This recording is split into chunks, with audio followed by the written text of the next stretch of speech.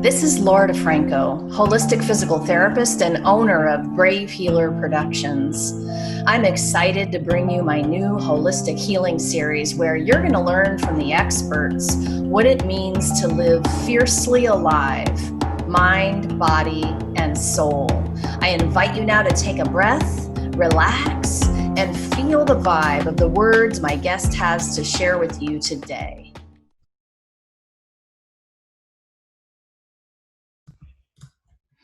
Hey everybody, welcome to the Brave Healing Podcast. I'm Laura DeFranco, and the mission is to change the world one brave word at a time around here. You are watching one of the episodes of our Holistic Experts Healthcare Secrets series, and I am excited to be having a conversation with playwright Amanda Moskowitz today. Amanda is a playwright, children's book author, and a creative writer based in North Potomac, Maryland.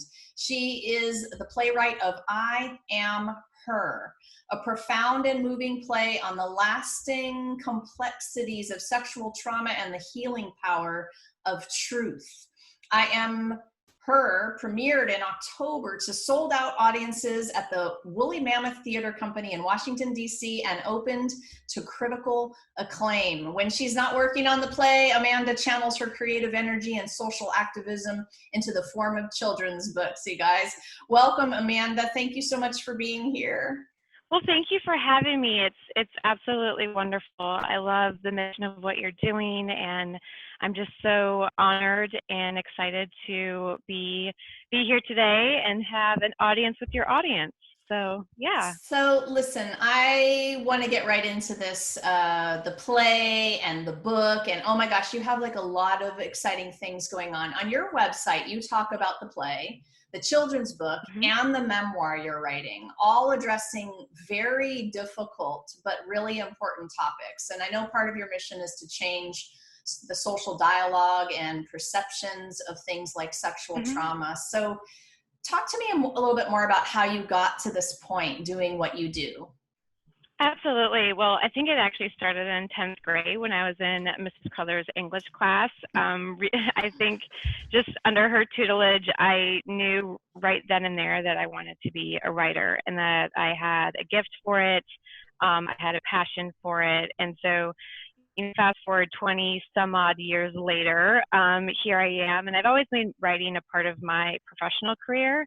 And I've had a million book ideas, but really what brought me to both the children's book and the play is just a shift in our society. And I think that shift has been happening for a long time, but it really started with the 2016 election and the outcome of that election. And I found myself just really wound up and stressed and anxious and afraid. And that's a lot of negative energy to keep inside yourself. And I needed to have a way that was positive, that was creative, to put all of that energy into something. So it started with the children's book, and it came from an idea from my daughter, actually. And it was right after we left the Paris Climate Agreement, and I didn't know how to explain to my 4-year-old what that meant. And so that's where Alice the Bee and the Cherry Trees came from. So it's her namesake, and I'm really proud of this, but this really gets into how we collectively as a society take care of each other, take care of our earth. It's our only home.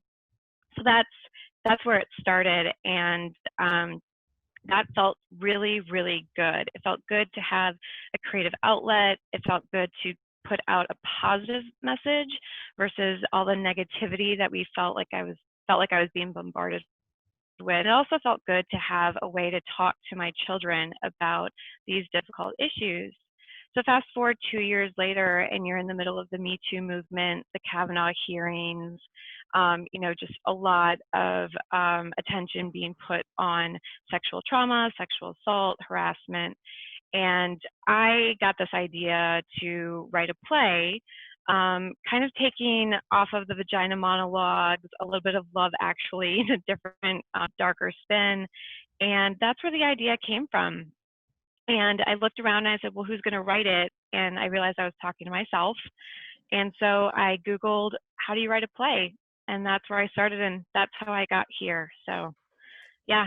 That's the abbreviated version. I'm laughing about I Googled how to write a play because like that just kills me. That's, you know, and I often get reminded by my teenagers when I come to them saying, how do you, and they roll their eyes at me and say, have you Googled it yet, Mom? Exactly, exactly. There's a lot of answers out there. I actually don't recommend that for anybody who's aspiring to be a playwright. I would actually just say, sit down and write it. Yeah, awesome. Okay, Yeah. so tell us more about I Am Her.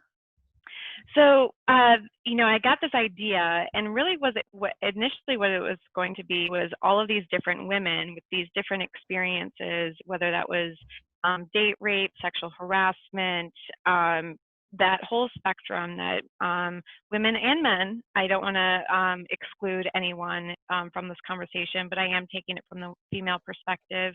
Um, and having it all tied together. And so I actually wrote on Post-it notes all these different examples of Me Too.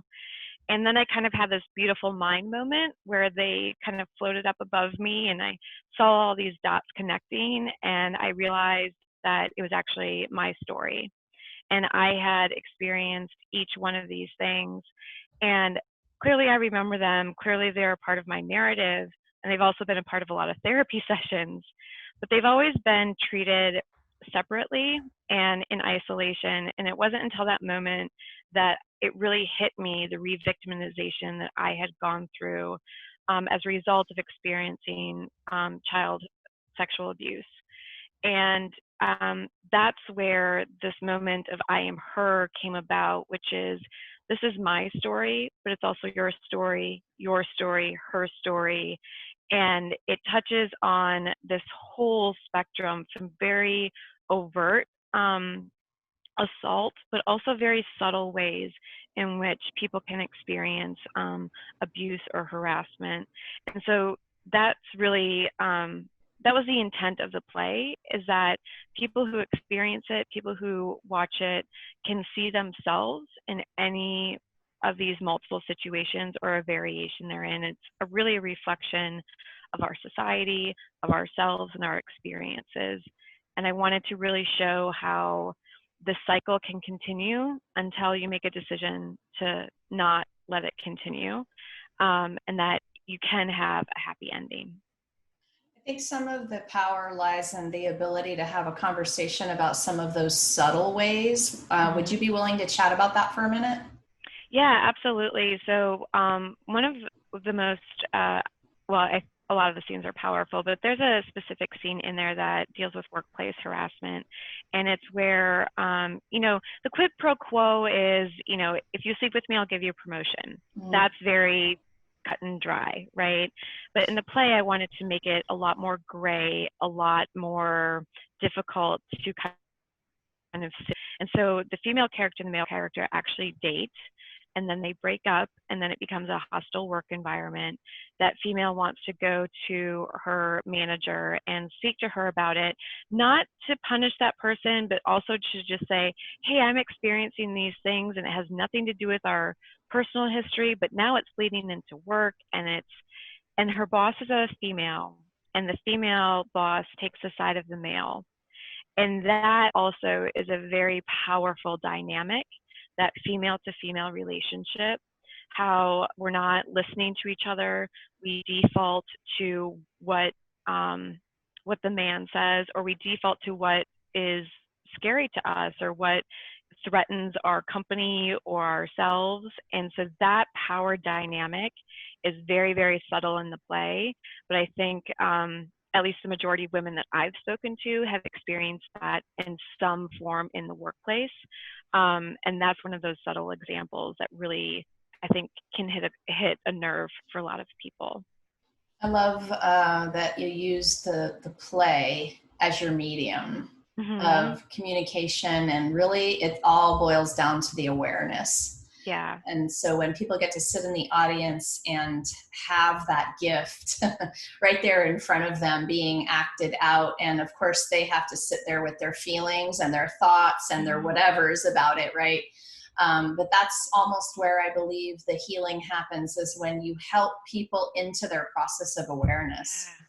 Absolutely, absolutely. And it's interesting because I'm a book person. I'm a pen to paper, notebook, computer person.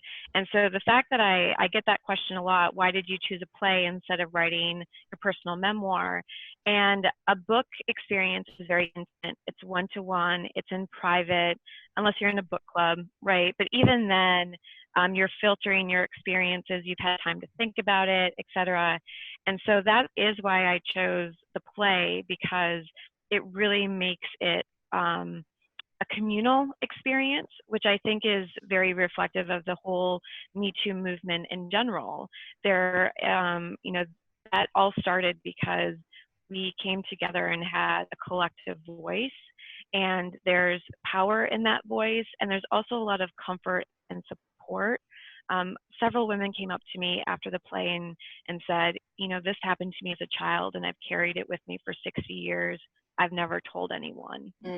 In those moments, I don't know if they read a book about it, if they would have had that same sort of reaction. I mean, it's hard to tell, right? But that communal experience, the talk back sessions that we had with our community partners, we always had a trauma therapist there at every single reading, at every performance, so that they had, if anyone needed immediate support, it was there. But yeah, it was definitely that live interaction. The only other thing I would like to comment on that is that it also made it very easy for people to open up, because they could talk about the characters or a scene and reflect on it. And I think a lot of times they were actually talking about themselves, because it was there. It gave it a little bit more distance, and it made it a little bit safer. Definitely. And they didn't have to get into those raw emotions for themselves. Definitely created a safer space by helping them have a way to talk about it that was, just less threatening and almost like conversation starter, icebreaker type of conversations. Like, whoa, can you guys believe what that character said to that character? And that's that's awesome. Okay, so teach us something about the healing power of knowing, owning, and sharing your truth. I know this is part of your mission. It is part of my mission. It's become a mantra that I live almost every single day. And we all have these narratives in our head. And, for me, it's about sexual trauma, but for others, it might be a divorce, it might be a failed business, it might be a child with special needs. Not to say that that's a trauma, but what I'm saying is that we all have these experiences, we all have these narratives. And I think that when you get into a place where you have to make a decision in terms of where you want your life to go, what you want your life to look like, what you want it to be filled with, it really starts with getting quiet, getting still, and listening to what that narrative is telling you about your truth, and trusting your intuition. We get a lot of messages, whether it's from our family, society, our employment, about what we should think about a particular experience. And knowing your story is really about trusting your intuition and finding peace with that. And then the other piece is ownership, and saying, what role do I have in that? And also, what role do other people have in that? And that is big in terms of trauma victims, about that this happened to me. This wasn't because of me. Somebody else took action, and that's for them to own. I'm going to own this part, and there's immense power in taking back ownership. For a large part of my life, my narrative about my child's sexual abuse was dismissed, ignored, pushed under the rug, told that it didn't happen, said that it was, for attention, whatever the case may be. And I believed that for a really long time. And it wasn't until I kind of stood up for myself, and after I had knew my story, I took ownership of it. And then I said, you know what? That's actually on you. You don't want to believe it. You don't want to think it happened. You want to place blame somewhere else other than the fact that it did. That's for you to figure out. I'm going to go on this path and own it. And then, the sharing part is actually, that's where the play comes in. And I'm not suggesting that anyone that's gone through trauma write a play. But I do think that there are so many mediums out there. There's talking, there's writing, there's art, there's music, there's poetry, any sort of space where you can release that that story is just, you'll feel a weight just immediately coming off of you, and you kind of put it back into the universe, and that just frees up a lot of space in your heart for self-love, for forgiveness, for healing, and just for a better quality of life. And I know that that's a lot of what you focused on with your healing work and everything like that. So Exactly right.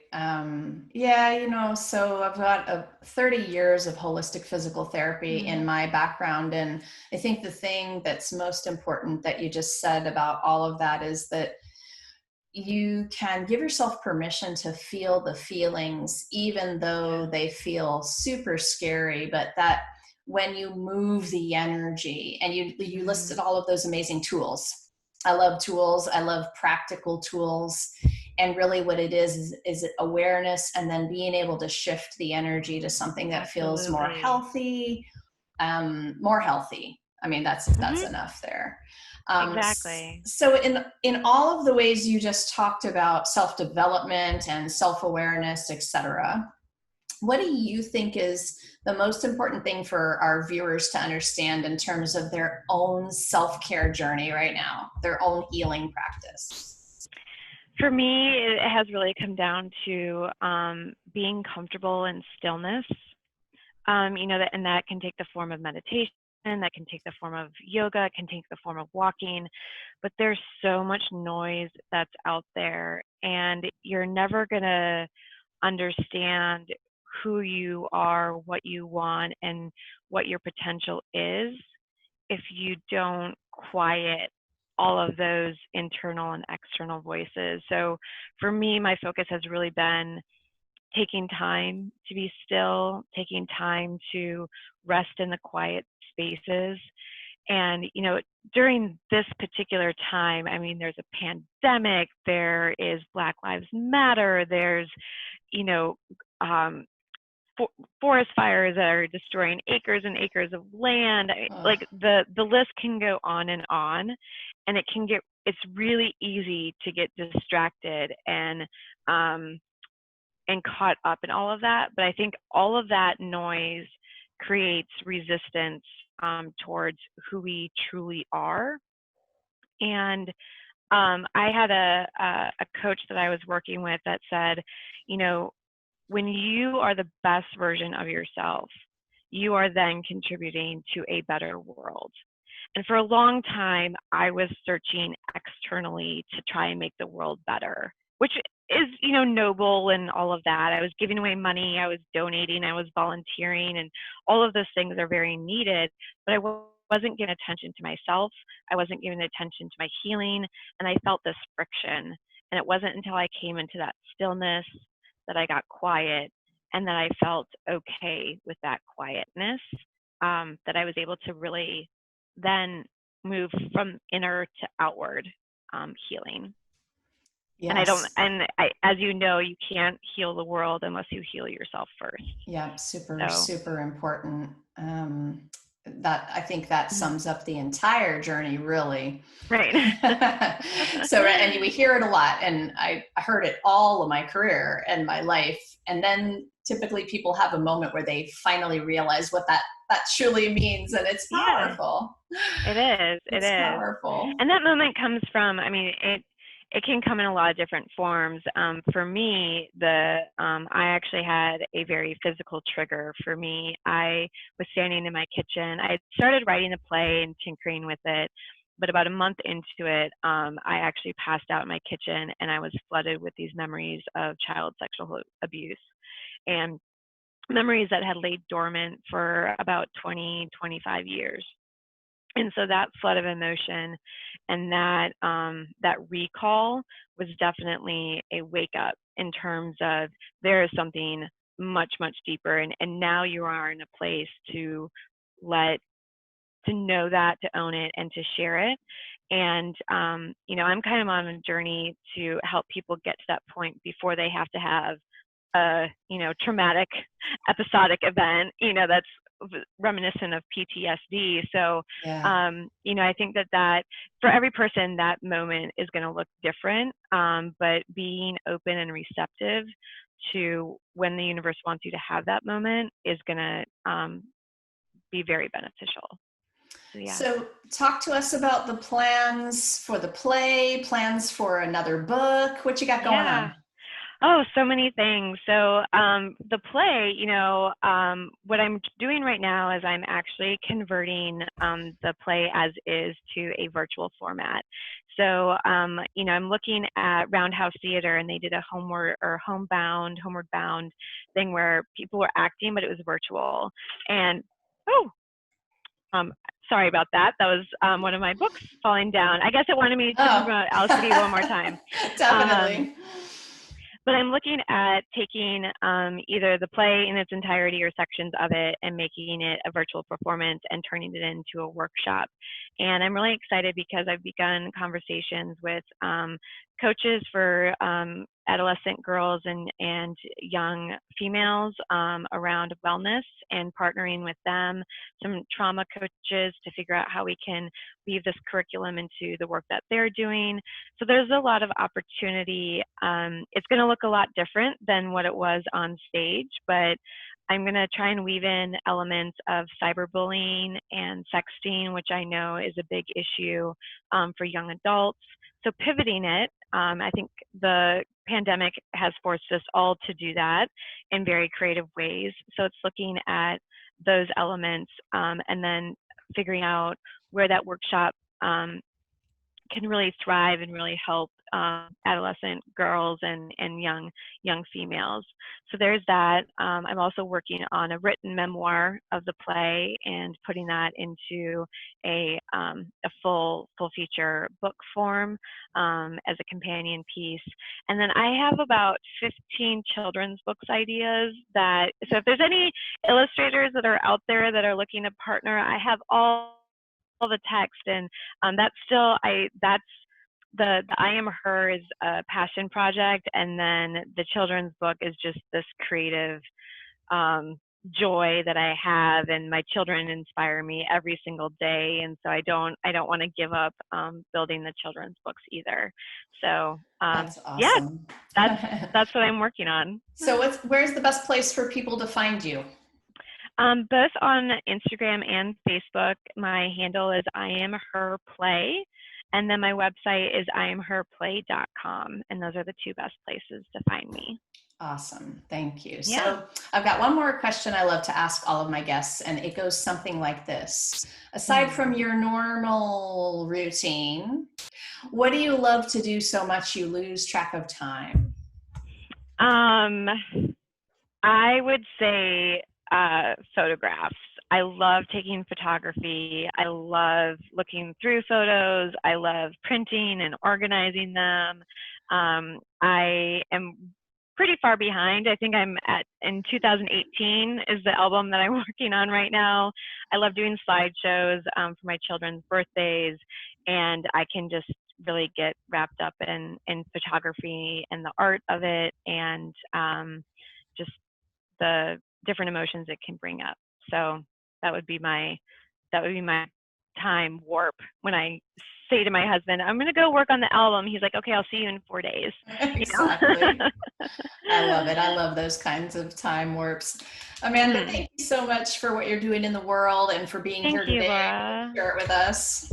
It was wonderful. Thank you so much for giving me the opportunity. It was an absolute joy to talk today.